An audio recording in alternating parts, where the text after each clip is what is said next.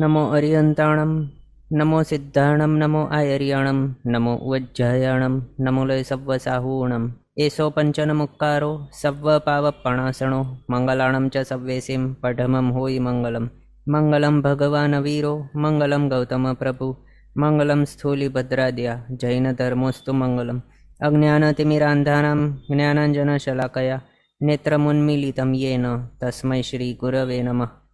ऐसा આપણો વિષય ચાલી રહ્યો છે શ્રી ઉદય સ્વામિત્વ પરમ પૂજ્ય આચાર્ય ભગવાન શ્રી વીરશેખર સુરીશ્વરજી મહારાજા સાહેબ દ્વારા વિરચિત આ શ્રી ઉદય સ્વામિત્વ છે ત્રીજા કર્મગ્રંથનો બીજો વિભાગ।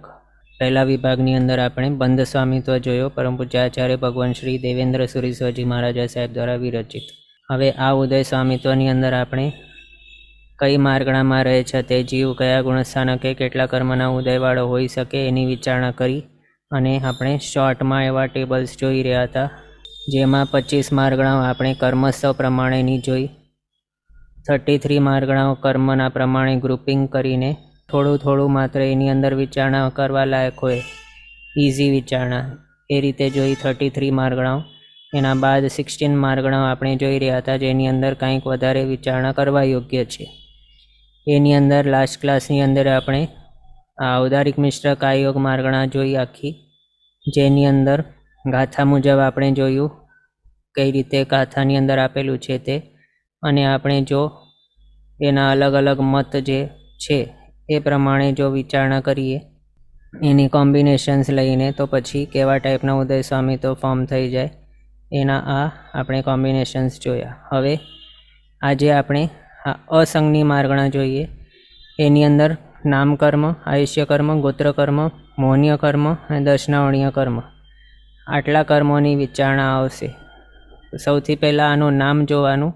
અસંગની માર્ગણા છે તો એ માર્ગણાની અંદર માત્ર અસંગની જીવો હોવાના, અને અસંગની જીવોની અંદર કોણ કોણ ક્યાંથી આવી જાય છે તો એકેન્દ્રિયથી અસંગની પંચેન્દ્રિય જે છે જીવો ત્યાર સુધીના બધા, એટલે ઇન શોર્ટ જોઈએ તો એકેન્દ્રિયથી પંચેન્દ્રિય બધા જીવો આની અંદર આવી જાય। બીજું, આ અસંગની માર્ગણાની અંદર દેવો અને નારકીઓ ક્યારે નહીં હોય, કારણ કોઈ પણ દેવ હોય કે નારકી હોય તે ક્યારે પણ અપર્યાપ્ત અવસ્થાની અંદર મૃત્યુ નથી પામવાનો, એ તો એક બીજી વાત છે, પણ કોઈ પણ અસંગની એવો દેવ નહીં હોય અને અસંગની એટલે મન વગરનો એવો નારકી પણ નહીં હોય। બધા સંગની જ હોય છે, બધા દેવો અને બધા નારકીઓ। હવે એના માટે અસંગની માર્ગણામાંથી દેવગતિ પ્રાયોગ્ય અથવા તો જે માત્ર દેવોને જ હોય ઉદયમાં એવા કર્મ એ કાઢી મૂકવાના, અને નરકના જીવોને માત્ર જે હોય ઉદયમાં એવા પણ કર્મ એ કાઢી મૂકવાના, અથવા તો એ જીવોને આ માર્ગણામાંથી બાકાત કરી દેવાના। આટલું જાણ્યું। હવે આગળ આપણે જોઈએ અસંગની જીવોને માટે કહ્યું છે કે તે માત્ર ફર્સ્ટ અને સેકન્ડ બે જ ગુણસ્થાનકો હોઈ શકે છે, પણ ત્રીજો વગેરે ગુણસ્થાનક આ માર્ગણાની અંદર નહીં હોય। એના હિસાબે અહીંયા માત્ર પહેલો અને બીજો ગુણસ્થાનક છે। આમાં કેવું છે, ત્રીજો ગુણસ્થાનક હોય કે એનાથી ઉપરવાળા પણ ગુણસ્થાનક હોય એ બધા માત્ર સંઘની જીવોને માટે જ કહેલા છે। સંઘની જીવો પહેલાં બીજા ગુણસ્થાનકે પણ હોઈ શકે છે, પણ ત્રીજાથી કરીને 14મા ગુણસ્થાનક સુધી માત્ર સંઘની જીવો જ હોઈ શકે, એટલે અહીંયા માત્ર પહેલો બીજો ગુણસ્થાનક રાખ્યું છે આ માર્ગણામાં। હવે આની અંદર આપણે જોઈએ તો ઓગે 108 કર્મ ઉદયયોગ્ય છે, જેની અંદર કયા કયા કાઢેલા છે તે આપણે જોઈ લઈએ। સૌથી પહેલાં આપણા કર્મસ્થળની અંદર 122 હતા ઓકે, અહીંયા છે 108, ડિફરન્સ છે 14 કર્મોનું।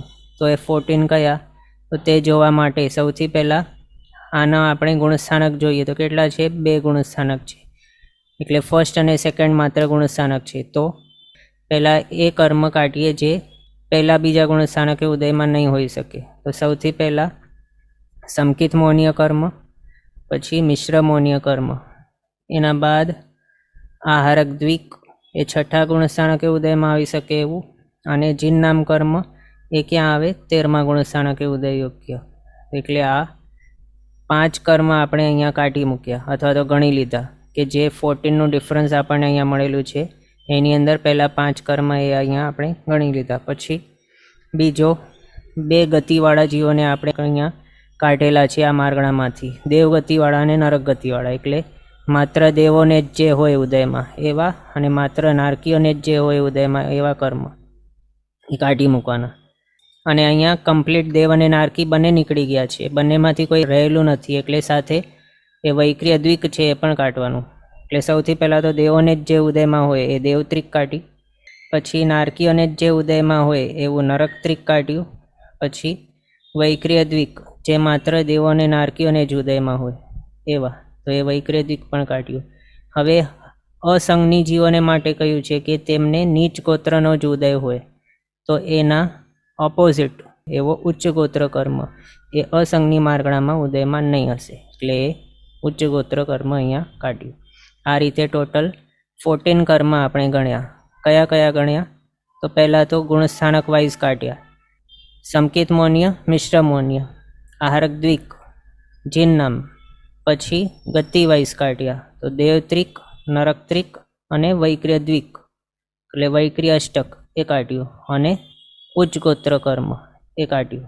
આ રીતે ટોટલ 14 કર્મ અહીંયા આપણે ગણ્યા કે જે કર્મસ્થવની અંદર તો ઉદય યોગ્ય છે ઓગે, પણ અસંગની માર્ગણાની અંદર ઓગે ઉદય યોગ્ય નથી.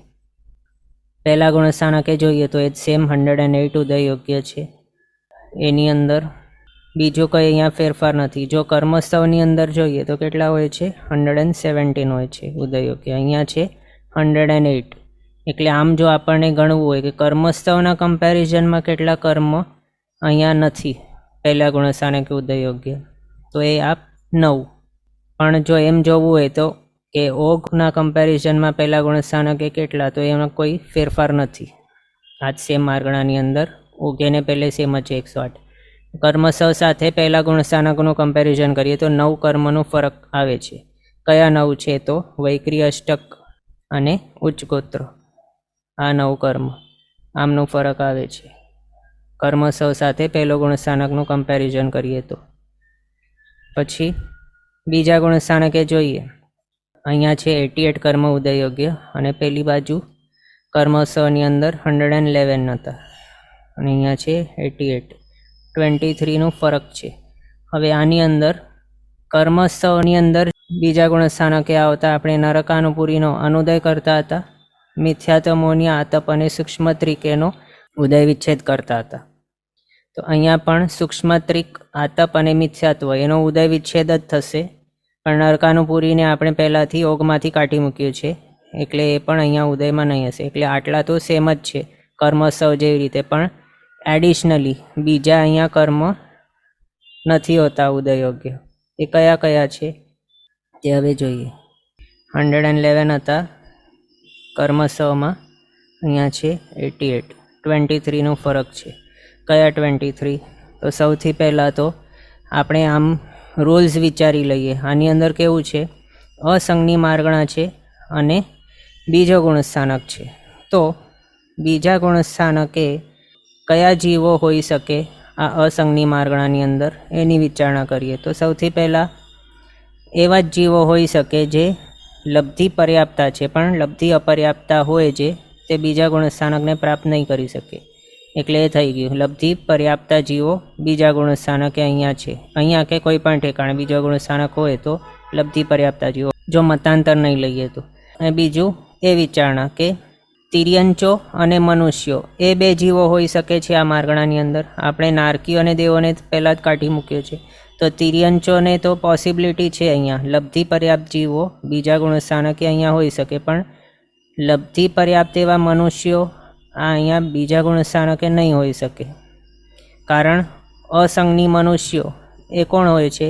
તો લબ્ધિ અપર્યાપ્તા જ હોય છે, પણ લબ્ધિ પર્યાપ્તા નહીં હોય. એટલે અસંગની મનુષ્યોને આ માર્ગણાની અંદર માત્ર ફર્સ્ટ ગુણસ્થાનક હોઈ શકે, પણ બીજા ગુણસ્થાનકે એ મનુષ્યો અહીંયા નહીં હોઈ શકે. એટલે અહીંયા મનુષ્ય ત્રિકને કાઢી મૂકવું પડે કમ્પ્લીટલી બીજા ગુણસ્થાનકેથી.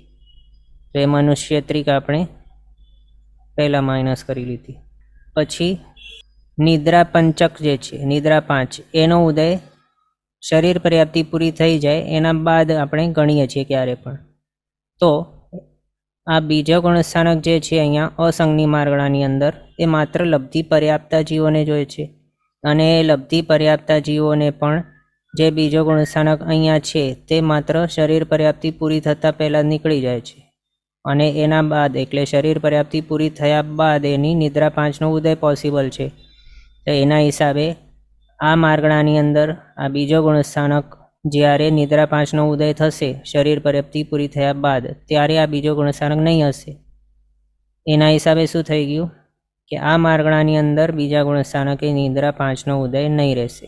એટલે આપણે નિદ્રા 5ને પણ કાઢ્યું. પછી એવા કર્મ કે જે શરીર પર્યાપ્તિ વગેરે પર્યાપ્તિઓ છે એ પૂરી થયા બાદ જ ઉદયમાં આવે એવા. તો એ કયા? તો આપણા પરાગાતાદિ 8માંથી પરાગાતાદિ 7 કર્મ. 7 શા માટે કયા? કારણ આતપ નામ કર્મ તો આમે અહીંયા કર્મોત્સવની અંદરથી નીકળતું જ હતું, એટલે એનો ફરક અહીંયા આપણે નહીં કહી શકીએ, કારણ કે અહીંયા આપણે ફરક ગણી રહ્યા છીએ કેટલાનો ફરક છે તે. એટલે પરાગાત આદિ 7 કર્મ એ અહીંયા ગણવા પડશે આપણને. કયા? તો પરાગાત, ઉચ્છ્વાસ, પછી ઉદ્યોત, સુસ્વર, દુસ્વર અને 2 વિહાય ગતિ. પરાગાત, ઉદ્યોત છે અને 2 વિહાય ગતિ છે.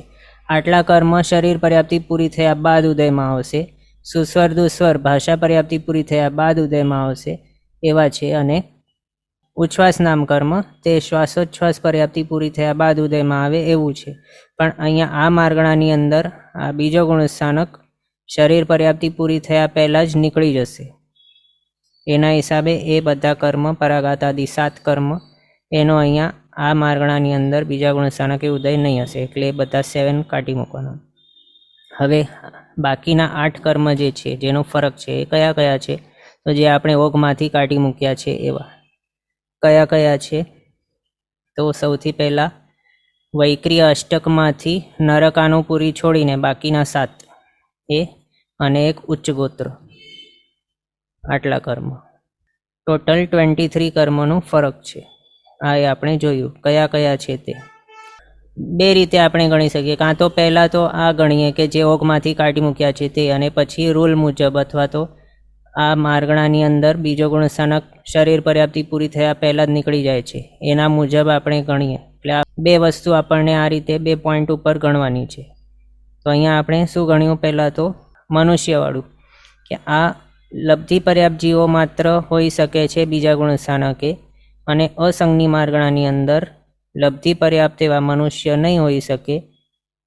એના હિસાબે આપણે બીજા ગુણસ્થાનકમાંથી મનુષ્ય ત્રિક કાઢી મૂક્યું. અને જો મનુષ્ય ગતિવાળા જીવો હોય અસંગની માર્ગણામાં તો એ માત્ર અપર્યાપ્ત હોઈ શકે, અને અપર્યાપ્ત જીવો માત્ર પહેલા ગુણસ્થાનકે જ હોય. એટલે લબ્ધિ અપર્યાપ્ત એવા મનુષ્યો એ પહેલા ગુણસ્થાનકે હોઈ શકે પણ બીજે નહીં હોય. એટલે મનુષ્ય ત્રિક બીજામાંથી પહેલાં કાઢી અહીંયા 3. એના બાદ નિદ્રા 5 કાઢ્યું એ રૂલ ઉપરથી કે આ ગુણસ્થાનક આ માર્ગણાની અંદર શરીર પર્યાપ્તિ પૂરી થયા પહેલાં નીકળી જાય છે, અને નિદ્રા 5નો ઉદય એ શરીર પર્યાપ્તિ પૂરી થયા પછી થાય. એના હિસાબે 5 નિદ્રા કાઢી. એના પછી પરાગાત આદિ 7 કાઢ્યા સેમ રૂલ મુજબ, અથવા તો એ શરીર પર્યાપ્તિ અને જે પર્યાપ્તિઓ યથાયોગ્ય પર્યાપ્તિઓ પૂરી થતાં યથાયોગ્ય ટાઈમે એ કર્મનો ઉદય થતું જાય, એ પરાગાત આદિ 7 કર્મનું.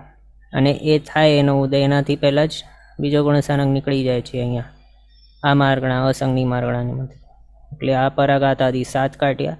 એના બાદ જે ઓગમાંથી કાઢ્યા છે આપણે એ અહીંયા ગણ્યા 8. કયા? તો વૈક્રિય અષ્ટકમાંથી દેવત્રિક, નરક ગતિ, નરકાયુ, વૈક્રિય દ્વિક એ 7 કર્મ, અથવા તો વૈક્રિય અષ્ટકમાંથી નરકાનુપુરી છોડીને બાકીના 7. નરકાનુપુરી શા માટે છોડી? કારણ આમે કર્મોત્સવની અંદર બીજા ગુણસ્થાનકે એનો અનુદય રહેતું હતું, એટલે એનો ઉદય હતું જ નહીં હતું, એટલે એનો ડિફરન્સ અહીંયા નહીં થયેલું કહેવાય. એટલે અહીંયા આપણે 7 ગણ્યા છે, નરકાનુપુરી નથી ગણી. પછી 1 તો એ કયો? ઉચ્ચ ગોત્ર કર્મ. આ રીતે આ 23 કર્મનું ડિફરન્સ છે કર્મસ્થવની સાથે કમ્પેર કરતાં બીજા ગુણસ્થાનકે અસંગની માર્ગણાની અંદર. એના બાદ જોઈએ તો આ કેવું છે? ગાથા મુજબ છે, સામાન્ય મત. હવે બીજો મત કેટલાક આચાર્ય ભગવંતોનો એવું માનવાનું છે કે લબ્ધિ અપર્યાપ્ત એવા મનુષ્યો જે છે એ પણ સંજ્ઞિત છે, પણ એ અસંજ્ઞી નથી હોતા. એટલે એ આચાર્ય ભગવંતોના મતના હિસાબે મનુષ્ય ત્રિક વિના અસંગની માર્ગણાની અંદર ઓકે જે અહીંયા આપણે ગણ્યા એ 108, એનામાંથી મનુષ્ય ત્રિકને પણ કાઢી મૂકવાનું, તો 105 બચી જાય છે. એટલે એમનું મત કેવું છે, કેટલાક આચાર્ય ભગવંતોનું એવું માનવાનું છે કે લબ્ધિ અપર્યાપ્ત એવા મનુષ્યો જે હોય છે એ પણ સંઘની જ હોય છે, પણ કોઈ પણ મનુષ્ય અસંગની હોતો જ નથી. એના હિસાબે અસંગની માર્ગણામાંથી કમ્પ્લીટલી મનુષ્ય ત્રિક ઓગમાંથી પણ કાઢી મૂક્યો છે.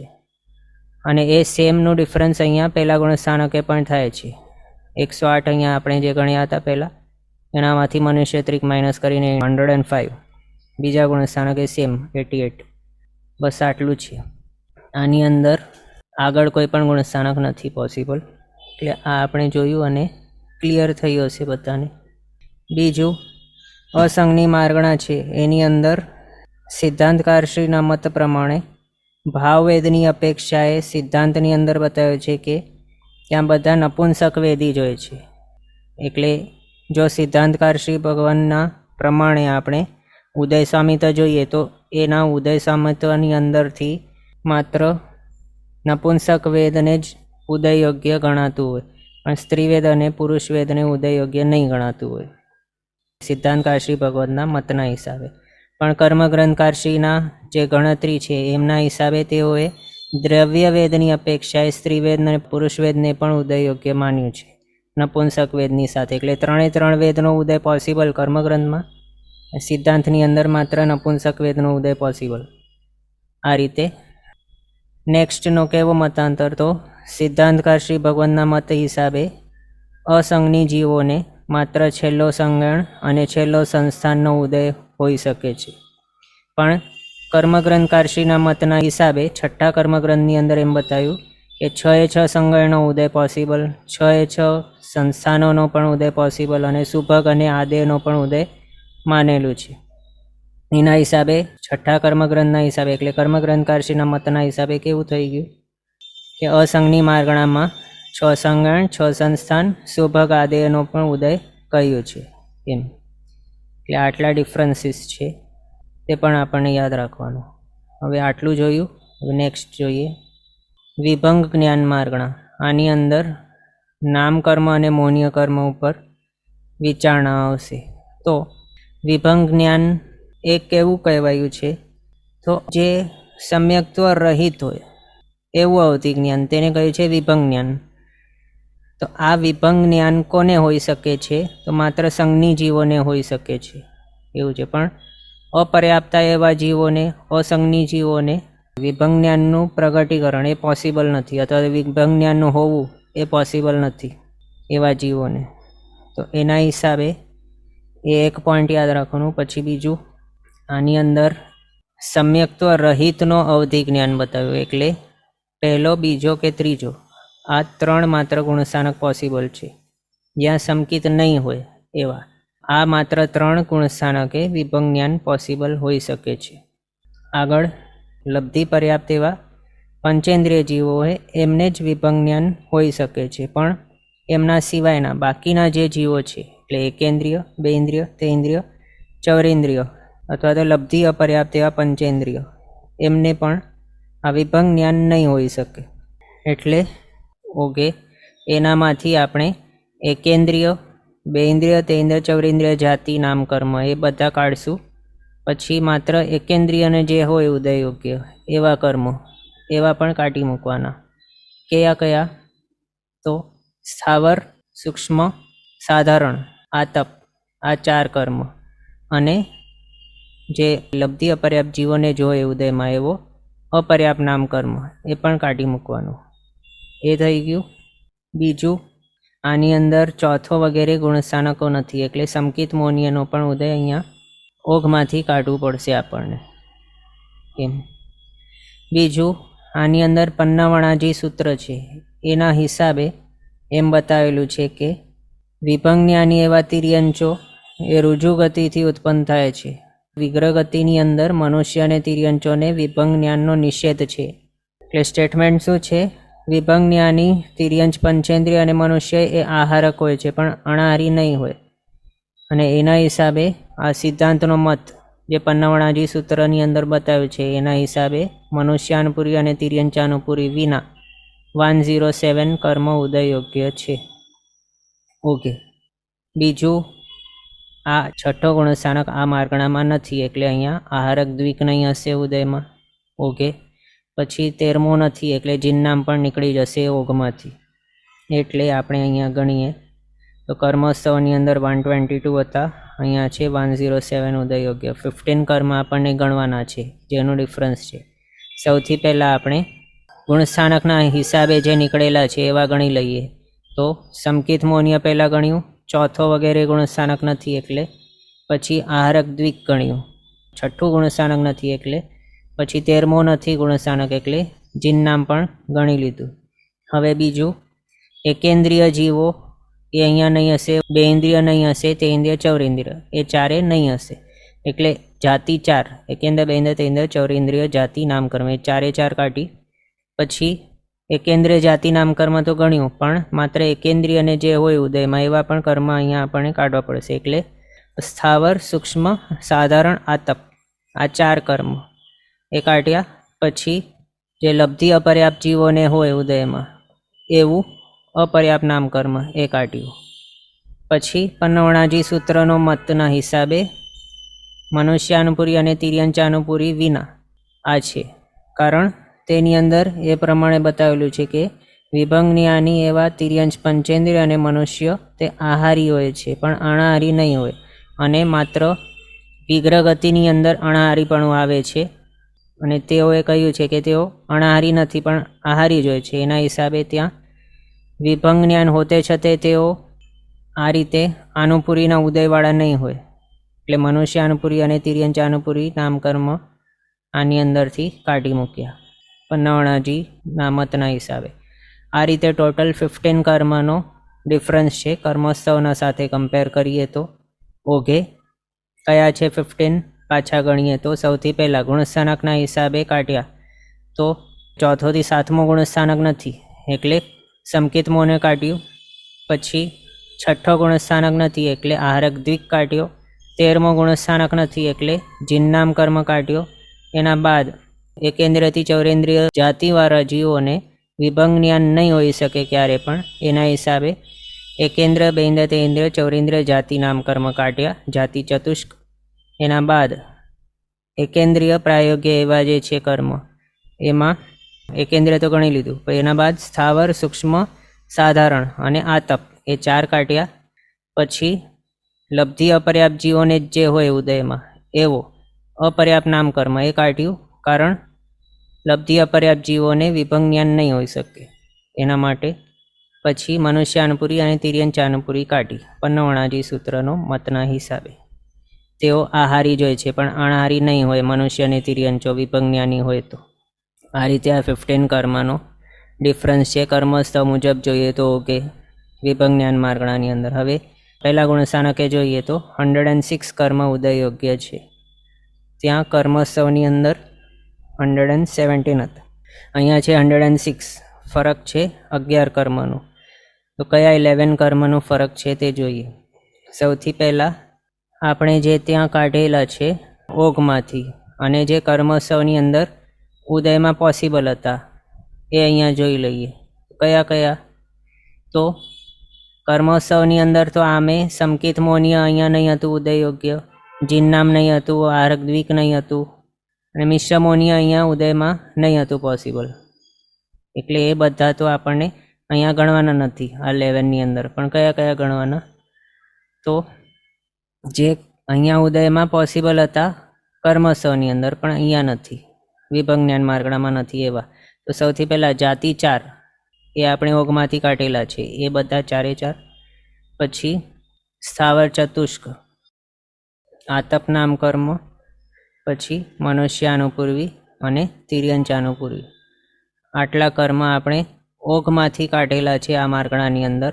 પણ કર્મોત્સવની અંદર પહેલા ગુણસ્થાનકે તે ઉદય યોગ્ય છે, અહીંયા નથી તે ઉદયમાં. એટલે આ 11 કર્મનો ફરક છે. કયા 11 છે તો પાછા રિપીટ કરીએ. જાતિ 4, સ્થાવર 4, આતપ, મનુષ્યાનુપૂરી, તિર્યંચાનુપૂરી. આ 11 કર્મનું ફરક છે. પહેલા ગુણસ્થાનકે જોઈએ, કર્મસ્થવ મુજબ કમ્પેરિઝન કરીએ તો. પછી બીજો ગુણસ્થાનક જોઈએ. અહીંયા 104 છે, કર્મસ્થવની અંદર 111 હતા. ફરક છે 7 કર્મનો. કયા 7નો ફરક છે? તો એમાં જાતિ 4નો ફરક છે, સ્થાવર નામ કર્મનો ફરક છે, મનુષ્યાનુપુરી અને તિર્યંચાનુપુરીનો ફરક છે. આ રીતે આ બધા કર્મ આપણે ઓગમાંથી પહેલાંથી જ કાઢી મૂકેલા છે, પણ કર્મસ્થવની અંદર એ હતા બીજા ગુણસ્થાનકે ઉદયયોગ્ય, પણ અહીંયા નથી. આ માર્ગણાની અંદર આપણે પહેલાંથી ઓગમાંથી જ કાઢી મૂકી છે, એટલે અહીંયા એનો ડિફરન્સ થયેલું છે. કયા છે? તો પાછા જોઈએ. જાતિ 4, સ્થાવર નામ કર્મ, મનુષ્યાનુપુરી, તિર્યંચાનુપૂર્વી. આ 7 કર્મનું ફરક થયેલું છે બીજા ગુણસ્થાનકે કમ્પેર કરીએ કર્મસ્થવ મુજબ. તો ત્રીજા ગુણસ્થાનકે જોઈએ તો કોઈ પણ ફેરફાર નથી, કર્મસ્થવ મુજબ જ છે. 100 કર્મ પ્રકૃતિ ઉદયયોગ્ય.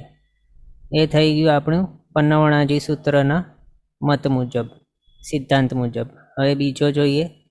આ 109 કર્મ ઉદયયોગ્ય. ઓકે, એ કેવું છે? તો છઠ્ઠા કર્મગ્રંથની અંદર વિભંગ જ્ઞાન માર્ગણાના સંવેદમાં તિર્યંચ અને મનુષ્યને 21ના ઉદયના ઉદયભાંગા બતાવેલા છે. એટલે એમના હિસાબે તિર્યંચાનુપુરી અને મનુષ્યાનુપુરીનો ઉદય પોસિબલ બતાવ્યું છે. એના હિસાબે અહીંયા આપણે 109 કર્મ ઉદયયોગ્ય બતાવ્યા છે. અહીંયા 107 જે હતા, જેનામાંથી મનુષ્યાનુપુરી તિર્યંચાનુપુરી માઇનસ કરેલ હતું, એમાં પાછા મનુષ્યાનુપુરી તિર્યંચાનુપુરીનો ઉદય એડ કરેલું છે, પોસિબલ છે છઠ્ઠા કર્મગ્રંથના મુજબ. એના હિસાબે 109 કર્મ ઉદયયોગ્ય અહીંયા જાણવા. ઓકે, વિભંગ જ્ઞાન માર્ગણામાં. અને આ આપણે જે જોયું 109, એની અંદર કર્મોત્સવ સાથે કમ્પેર કરીએ વગેરે, તો આગળ આપણે જે જોયું હતું 15 કર્મ આપણે જોયેલા હતા પહેલાં ડિફરન્સમાં. એ ડિફરન્સની અંદર મનુષ્યાનુપુરી અને તિર્યંચાનુપુરીનો ડિફરન્સ માઇનસ કરી લેવાનું. બાકી બધા કર્મ સેમ જ છે. અહીંયા જે આપણે ગણ્યા હતા એ જ રીતે સેમ. અહીંયા માત્ર મનુષ્યાનુપુરી તિર્યંચાનુપુરીનો ફરક થયેલું છે. 13 કયા નથી અહીંયા એ પણ એકવાર જોઈ લઈએ. તો સૌથી પહેલાં આ 13 જે છે એનામાંથી ગુણસ્થાનક વાઇઝ કાઢી મૂકીએ. તો સંકેતમોને પહેલાં કાઢ્યું, પછી છઠ્ઠું ગુણસ્થાનક નથી એટલે આરક-દ્વિક કાઢી, એના બાદ જીન નામ કર્મ કાઢ્યું. 13મે આવશે ઉદયમાં, પણ અહીંયા 13મું છે જ નહીં ગુણસ્થાનક, એટલે એ ગણ્યું. પછી જાતિ 4, સ્થાવર 4 અને આતપ. આ રીતે આ આપણે ગણ્યા. હવે આની અંદર વિચારણા કઈ કરીએ આપણે? ગુણસ્થાનક નથી એના હિસાબે એ કર્મ પહેલાં ગણ્યા. એના બાદ આ માર્ગણાની અંદર જે જીવો નથી એ જીવોને કાઢ્યા માર્ગણામાંથી, એટલે એમને જ જે ઉદયમાં હોય એવા કર્મ ઓગમાંથી કાઢી મૂક્યા. કયા? તો જાતિ 4, સ્થાવર 4 ને આતપ એ કર્મ. અને આ માર્ગણાની અંદર એ ગુણસ્થાનક જ નથી, એટલે આપણે સંકેતમોની આરક-દ્વિક અને જીનનામ એ કાઢ્યું. સિમ્પલ છે. અને અહીંયા આ મત છે છઠ્ઠા કર્મગ્રંથના હિસાબે કે અહીંયા મનુષ્યાનુપુરી તિર્યંચાનુપુરીનો ઉદય પોસિબલ રાખેલું બતાવેલું છે ત્યાં, એટલે એને અહીંયા આપણે કાઢ્યું નથી ઓગમાંથી. પહેલા ગુણસ્થાનકે જોઈએ તો 108 કર્મ ઉદયયોગ્ય છે. આની અંદર આગળ આપણે 106 જોયેલા હતા, એમાં માત્ર મનુષ્યાનુપુરી તિર્યંચાનુપુરી એડ કરી લે તો 108 થઈ જાય છે. પણ કર્મોત્સવ સાથે કમ્પેર કરીએ તો ત્યાં 117 હતા. અહીંયા પહેલે ગુણસ્થાનકે 108 છે. 9નો ફરક છે. કયા 9નો ફરક છે? જાતિ 4, સ્થાવર 4, આતપ. એ 9 કર્મનું ફરક છે. પહેલા ગુણસ્થાનકે કર્મોત્સવ સાથે કમ્પેર કરીએ તો. બીજા ગુણસ્થાનકે જોઈએ તો કર્મોત્સવમાં 111 હતા, અહીંયા છે 106. 5 કર્મનો ફરક છે. કયા 5? તો જાતિ 4 અને સ્થાવર આટલા. એ 5 કર્મનું ફરક છે અહીંયા બીજા ગુણસ્થાનકે. ત્રીજા ગુણસ્થાનકે તો કર્મોત્સવ મુજબ જ છે, એમાં કોઈ ફેરફાર નથી. આ રીતે વિભંગ જ્ઞાન માર્ગણા આપણે જોઈ, જેની અંદર 3 ગુણસ્થાનકો છે. ગાથા મુજબ અને પન્નવણાજી સૂત્ર મુજબ 107 કર્મ ઓગે, અને છઠ્ઠા કર્મગ્રંથની અંદર જે સંવેદ બતાવ્યું છે વિભંગ જ્ઞાન માર્ગણાની અંદર, એના મુજબ 109 કર્મ ઉદયયોગ્ય ઓગે. આ રીતે આપણે જાણ્યું. હવે નેક્સ્ટ ચક્ષુદર્શન માર્ગણા. એની અંદર આપણે જો જોઈએ તો ચક્ષુદર્શન કોને કોને હોઈ શકે? તો જે એકેન્દ્રિય જીવો નહીં હોય એવા, બે ઇન્દ્રિય પણ નહીં હોય એવા, અને તે ઇન્દ્રિય પણ નહીં હોય એવા જીવોને ચક્ષુદર્શન હોઈ શકે, અથવા તો જે ચૌરિન્દ્રિય હોય ને પંચેન્દ્રિય હોય એમને ચક્ષુદર્શન હોઈ શકે છે. એ થઈ ગયું. એના હિસાબે એકેન્દ્રિય, બેન્દ્રિય, તે ઇન્દ્રિય જીવો એ બધા અહીંયા ઓગમાંથી નીકળી જશે. પછી એમના માટે ગુણસ્થાનકને વિશે વિચારણા કરીએ તો ચક્ષુદર્શન ક્યાંથી ક્યાં સુધી હોય? તો પહેલા ગુણસ્થાનકથી 12મે ગુણસ્થાનક સુધી હોય છે. પછી 13મે ગુણસ્થાનકે તો માત્ર કેવલ દર્શન હોય છે. જો દર્શનની વિચારણા કરતા હોઈએ તો કેવલ જ્ઞાન, કેવલ દર્શન ગુણ પ્રગટી ગયેલા, એટલે પછી ચક્ષુદર્શન અહીંયા નથી હોતું 13મે 14મે, પણ કેવલ દર્શન હોય છે. તો ચક્ષુદર્શન ક્યાંથી ક્યાં? તો પહેલેથી 12મા ગુણસ્થાનક સુધી. પછી હવે એ જોઈએ કે આની અંદર ઓઘે 114 કર્મ બતાવ્યા છે, અને ત્યાં કર્મોત્સવની અંદર ઓઘે 122 છે. ફરક 8 કર્મનો છે. કયા કયા 8નું ફરક છે? તો સૌથી પહેલાં એ જોઈ લઈએ કે આ માર્ગણાની અંદર જે ગુણસ્થાનક નથી, ગુણસ્થાનક વાઇઝ જે કર્મ ઉદયમાં આવવું જોઈતું હતું કર્મોત્સવ મુજબ, પણ એ ગુણસ્થાનક છે જ નહીં, એટલે એ પહેલાં કર્મ અહીંયા આપણે ગણી લઈએ. તો કેવું કયું છે? જિન્નામ કર્મ. એ જિન્નામ પહેલાં કાઢી મૂક્યું. સમકિત મોન્ય તો ઉદય અહીંયા પોસિબલ થઈ શકે, 4થો થી 7મો ગુણસ્થાનક છે બધા અહીંયા, એટલે એની અંદર એનો ઉદય પોસિબલ છે. આરક દ્વીકનો પણ ઉદય અહીંયા 6ઠે પોસિબલ છે, પણ જિન્નામનો ઉદય પોસિબલ નહીં રહેશે, 13મો ગુણસ્થાનક જ નથી, એટલે એ જિન્નામ આપણે પહેલાં કાઢ્યું તો ગણ્યું. એના બાદ આ માર્ગણાની અંદર જે જીવો નથી અને એ જીવોને જ જે ઉદયમાં હોય એવા કર્મ બધા ગણી લઈએ. તો એકેન્દ્રિય, બેન્દ્રિય અને તેન્દ્રિય જીવોને જે ઉદયમાં હોય એવા કર્મ. તો સૌથી પહેલાં એકેન્દ્રિય જાતિ નામ કર્મ, બેન્દ્રિય અને તેન્દ્રિય જાતિ નામ કર્મ, એ 3 જાતિ નામ કર્મ કાઢીએ.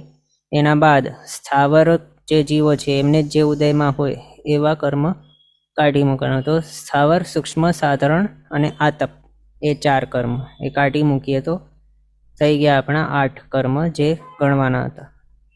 કયા કયા ગણ્યા? સૌથી પહેલો જિન્નામ કર્મ, એ ગુણસ્થાનક જ નથી આ માર્ગણામાં, એટલે એ જિન્નામ નહીં હશે ઉદય યોગ્ય ઉગે. પછી આ જે માર્ગણા છે એની અંદર જે જીવો નહીં આવે એવા જીવોને જે ઉદયમાં હોય એવા કર્મ. તો જાતિ 3, એકેન્દ્ર, બેન્દ્ર, તેન્દ્ર, જાતિ નામ કર્મ, એ 3. એના બાદ માત્ર એકેન્દ્રિયને જે ઉદયમાં હોય એવા. આપણે અહીંયા એકેન્દ્ર જાતિ તો કાઢી, પણ એને જ જે ઉદયમાં હોય એવા બધા કયા? તો સ્થાવર, સૂક્ષ્મ, સાધારણ અને આતપ, એ 4 કર્મ બીજા ગણ્યા અહીંયા. એટલે આ રીતે આ 8 કર્મનું ફરક થયું છે કર્મોત્સવ મુજબ આપણે કમ્પેર કરીએ ઓઘે તો ચક્ષુદર્શન માર્ગણામાં. પછી આગળ હવે અહીંયા કેવું છે? સિદ્ધાંતકારશ્રીના મતના મુજબ લબ્ધિ અપર્યાપ્ત જીવોને પણ ચક્ષુદર્શન માનેલું છે, એટલે અહીંયા અપર્યાપ્ત નામકર્મ આપણે ઓગમાંથી કાઢતા નથી, એને રાખ્યું છે ઉદય યોગ્ય. બીજું, કર્મગ્રંથકારશ્રીનો મતના હિસાબે લબ્ધિ પર્યાપ્ત એવા ચૌરેન્દ્રિય હોય કે લબ્ધિ પર્યાપ્ત એવા પંચેન્દ્રિય જીવો હોય, તેઓ પોતાની સ્વયોગ્ય સર્વ પર્યાપ્તિ પૂરી કરી લે એના બાદ પર્યાપ્ત અવસ્થામાં તેઓને ચક્ષુદર્શન હોય છે. એ છે કર્મગ્રંથકારશ્રીનો મત. અને કેટલાક કર્મગ્રંથકાર ભગવંતોનો મત એવું પણ છે કે ઇન્દ્રિય પર્યાપ્તિ પૂરી થયા પછી કરણ અપર્યાપ્તા જે જીવો હોય એમને પણ ચક્ષુદર્શન હોય છે. એમ પણ લબ્ધિ અપર્યાપ્ત એવા જીવોને તો ચક્ષુદર્શન નહીં જ હોય એવું કર્મગ્રંથકારશ્રીનો મત છે. પણ સિદ્ધાંતકારશ્રીના મતના મુજબ લબ્ધિ અપર્યાપ્ત એવા ચૌરેન્દ્રિય કે પંચેન્દ્રિય જીવો હોય એમને પણ ચક્ષુદર્શન માનેલું છે. એના હિસાબે અહીંયા આપણે આ સિદ્ધાંતકારશ્રીના મતના મુજબ અહીંયા 114 કર્મનો ઉદય પોસિબલ જોયું. આ બંને જે મત છે એની અંદર તો વિગ્રહ ગતિની અંદર દ્રવ્યેન્દ્રિય તો ભલે નહીં હોય, એટલે દ્રવ્યેન્દ્ર એટલે કેવું? તો ઉત્પત્તિના સ્થાને આવીને આહાર, શરીર, ઇન્દ્રિય પર્યાપ્તિ વગેરે જે પૂરી કરીને જે દ્રવ્યેન્દ્રિય ફોર્મ થાય એ ભલે નથી. એ ક્યાં નથી? તો ભાવ બદલતા ટાઈમે એ નથી હોતું. વિગ્રહ ગતિમાં આવી દ્રવ્યેન્દ્રિયનું ફોર્મેશન હોતું જ નથી, તો પણ ત્યાં લબ્ધિથી ચક્ષુ દર્શન માનેલું છે બંનેના મતના મુજબ. કર્મગ્રંથકારશ્રી હોય કે સિદ્ધાંતકારશ્રી હોય, બંનેના મત મુજબ વિગ્રહ ગતિની અંદર લબ્ધિથી ચક્ષુ દર્શન માનેલું છે, ભલે એમની પાસે દ્રવ્યેન્દ્રિય નહીં હોય ત્યાં તો પણ. એના હિસાબે ચક્ષુ દર્શન માર્ગણાની અંદર આનુપુરીનો ઉદય પણ સંભવે છે બંનેના મત મુજબ. એટલે આનુપુરીઓ અહીંયા કોઈ પણ કાઢેલી નથી બંનેમાંથી. પણ પર્યાપ્ત અવસ્થામાં કે અપર્યાપ્ત અવસ્થામાં હોય આ એના અંદર મતાંતર છે. એના હિસાબે અહીંયા આ બે આપણે જોઈ શકીએ છીએ, 114 અને 113. આમાં પાછું બોલીએ. સિદ્ધાંતકારશ્રીનો મતના મુજબ લબ્ધિ અપર્યાપ્ત એવા ચૌરેન્દ્રિય હોય કે લબ્ધિ અપર્યાપ્ત એવા પંચેન્દ્રિય જીવો હોય, એમને પણ ચક્ષુ દર્શન માનેલું છે. એટલે આ અપર્યાપ્ત નામ કર્મના ઉદયના સહિત છે 114 કર્મ ઓકે ચક્ષુ દર્શન માર્ગણામાં. પછી કર્મગ્રંથકારશ્રીનો મત જોઈએ તો એની અંદર બે મત છે. કર્મગ્રંથકારશ્રીના મતની અંદર તેઓ એમ કહે છે કે લબ્ધિ પર્યાપ્તા એવા ચૌરેન્દ્રિય હોય કે લબ્ધિ પર્યાપ્તા એવા પંચેન્દ્રિય જીવો હોય, તેઓ પોતાની સર્વ સ્વયોગ્ય પર્યાપ્તિઓ પૂરી કરી લે, એના બાદ પર્યાપ્ત અવસ્થા જ્યારે તેઓ પામી લે ત્યારે તેમને ચક્ષુદર્શન હોય છે.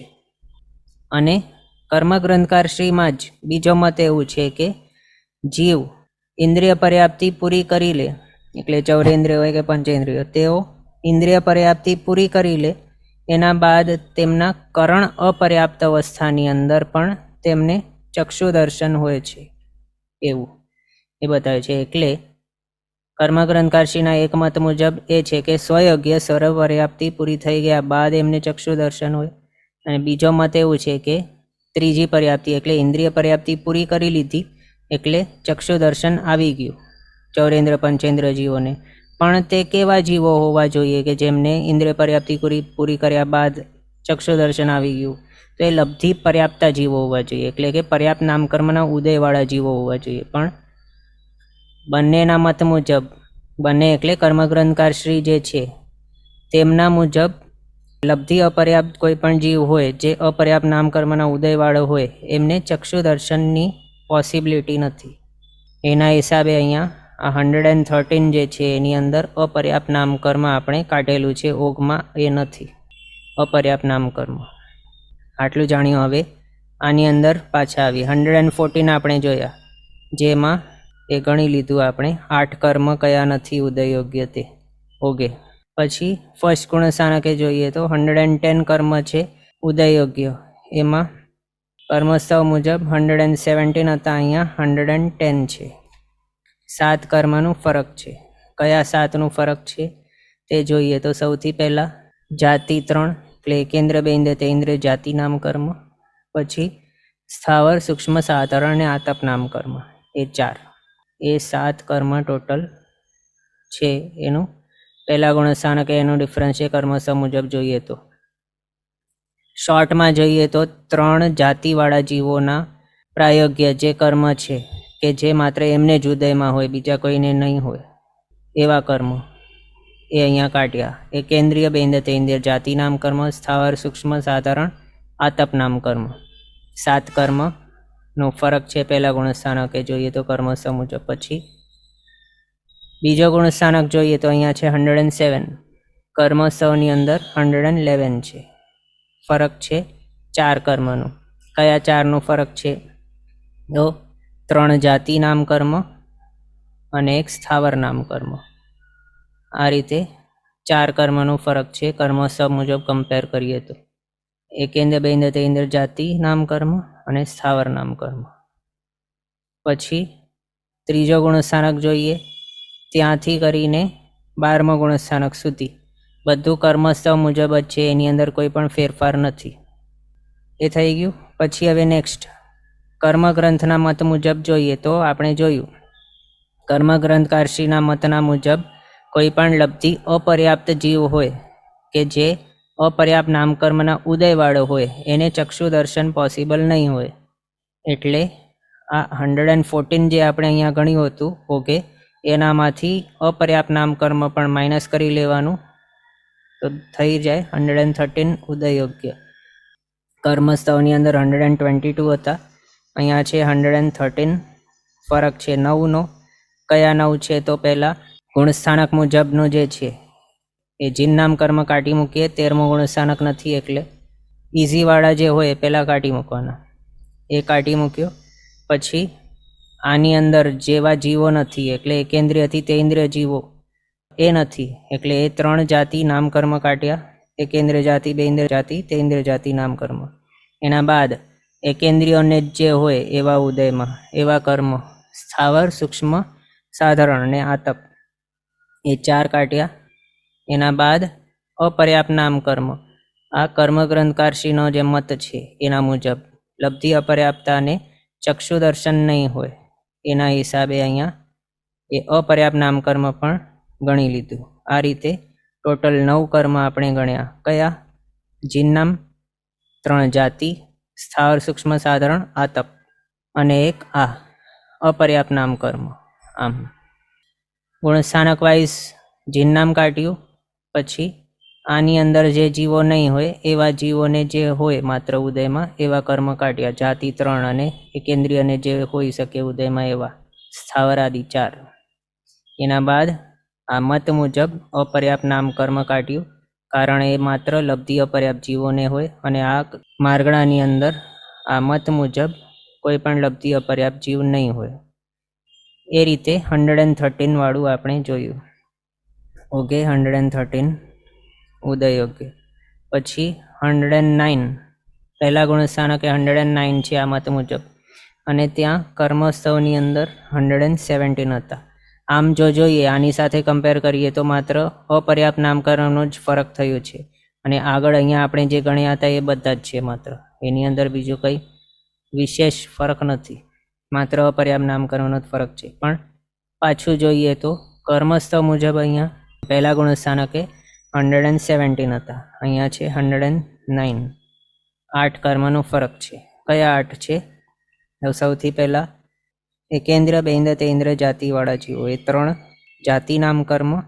એના બાદ સ્થાવર, સૂક્ષ્મ, સાધારણ, આતપ એ 4 કે જે માત્ર એકેન્દ્રિયને જ ઉદયમાં હોઈ શકે એવા એ 4 કાઢ્યા. અને જે લબ્ધિ અપર્યાપ્ત જીવોને જ હોય ઉદયમાં એવું અપર્યાપ્ત નામ કર્મ એ પણ ગણ્યું. એટલે આ ટોટલ 8 કર્મનું ફરક થયેલું છે અહીંયા પહેલા ગુણસ્થાનકે જોઈએ તો કર્મસ્થવ મુજબ કમ્પેર કરતા. પછી બીજો ગુણસ્થાનક જોઈએ તો અહીંયા આગળ આપણે જે ગણ્યું હતું એના જ જેવું છે, સેમ 107 કર્મ ઉદયયોગ્ય. હવે બંનેમાં મતાંતર હોતે છતે પણ શા માટે સેમ આંકડો છે? આપને ક્વેશ્ચન છે, કોઈ ભાગ્યશાળી આન્સર આપશો કે અહીંયા બંનેમાં મતાંતર છે તો પણ બીજા ગુણસ્થાનકે આંકડો સેમ શા માટે છે? આમાં ફરક શા માટે નથી? પહેલે ગુણસ્થાનકે અને ઓઘે માત્ર ફરક આપણને દેખાય છે બંને મતમાં, બીજે શા માટે નથી દેખાતું ફરક? બોલો. અપર્યાપ્તનો ફરક નીકળી જાય ને એટલે. બરાબર છે. અપર્યાપ્ત નામ કર્મ કર્મસ્થવની અંદર પણ આમે બીજા ગુણસ્થાનકે ઉદયમાં હોતું જ નથી અને મતાંતર છે અપર્યાપ્ત નામ કર્મનું જ. અહીંયા એ આમે ઉદયમાં હોતું જ નથી એટલે એનો ડિફરન્સ અહીંયા દેખાશે જ નહીં. ભલે મતાંતર છે તો મતાંતર ક્યાં માટે રહેશે? માત્ર ઓગ અને પહેલે માટે. પણ બીજે તો આમ પણ અપર્યાપ્ત નામ કર્મનો તો ઉદય હોતું જ નથી એટલે એનો ડિફરન્સ પણ અહીંયા આપણને નહીં દેખાશે, મતાંતર છે તો પણ. બરાબર, અનુમોદના. હવે આ જોયું આપણે 107 કર્મ ઉદયયોગ્ય. કયાનું ફરક છે, કેટલાનું છે તે જોઈએ. કર્મોત્સવની અંદર 111 હતા. કર્મોત્સવમાં બીજા ગુણસ્થાનક અહીંયા છે 107. 4 કર્મનો ફરક છે. કયા 4? જાતિ 4 અને સ્થાવર નામ કર્મ એ 4નું ફરક છે બીજે. અહીંયા જે જોયું એ જ રીતે સેમ અહીંયા. પછી ત્રીજો ગુણસ્થાનક જોઈએ, ત્યાં 100 જ છે. કર્મોત્સવની અંદર એટલા જ હતા. ત્યાંથી કરીને 12મા ગુણસ્થાનક સુધી કોઈ પણ ફેરફાર નથી, બધું કર્મોત્સવ મુજબ જ છે એટલે ત્યાં કાંઈ વિચારવા યોગ્ય વિશેષ નથી. માત્ર ઓઘે પહેલે બીજે આટલું જ વિચારવા યોગ્ય છે. હવે આજનો સમય અહીંયા આપણો થયો છે. આગળના પદાર્થ આપણે નેક્સ્ટ ક્લાસમાં કન્ટિન્યુ કરશું અવસરે. જીનાજ્ઞા વિરુદ્ધ કંઈ પણ બોલાય તો મિચ્છામિ દુક્કડમ.